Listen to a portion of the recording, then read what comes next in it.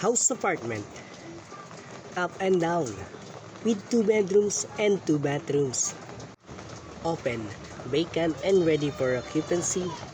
Hello everyone, kamusta kayong lahat? Ito po yung na-visit natin at na-locate na house apartment.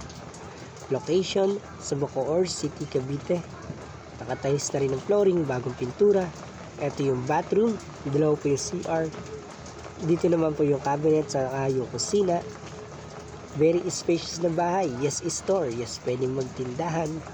Yes, kids. Yes, pets allowed. And yes, parking. May sariling metro ng kuryente at tubig. Yes, inside subdivision, good community and flood-free location. Very spacious, maganda yung bahay at maganda rin ang location. Meron na rin yung terrace. Yes ma'am, yes sir. Para sa mga naghahanap ng house and apartment, bagong malilipat ang pinapaupang bahay. Para sa inyo po itong video na to. So ito po yung vacant na house apartment sa Bacoor City, Cavite. Sa Molino, Bacoor City, Cavite. Tatlong palapag na bahay, 50-story, with 2 bedrooms and 2 bathrooms. So ito po yung kwarto na nasa 3rd floor. Kung papansin nyo, napakaluwag ng kanyang bedroom. And yes naman po, kung gusto nyo bisitahin, pwede nyo na rin po itong makita ng personal. Bakante na rin po itong bahay na pinapaupahan. Pwede na rin malipatan kaagad.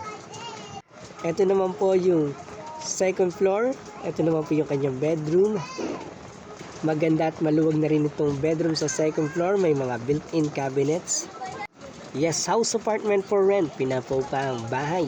So nagtatanong kung magkano naman ang presyo nitong pinapaupahang bahay.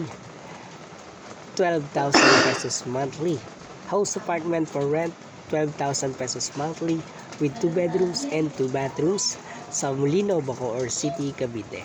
So very spacious. Ito yung kanyang sala, yung kanyang living room. Ito naman yung kusina sa yung bathroom.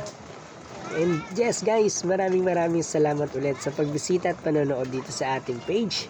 Ito po yung vacant na house apartment sa Molino, Bacoor City, Cavite. 12,000 pesos monthly with 2 bedrooms and 2 bathrooms. Vacant and ready for occupancy. At marami pa po tayong iba pang mga vacant at mga house apartment. Gagawa na lang po natin ng iba pang video. Sa ngayon, eto na lang po muna yung isi-share ko sa inyo. Please don't forget to like, comment, and share. Malaking tulong na yan para lumakas ang ating channel. At please subscribe kayo and follow para updated kayo sa tuwing meron akong bagong ipopost na house apartment. Yun lang po. Salamat.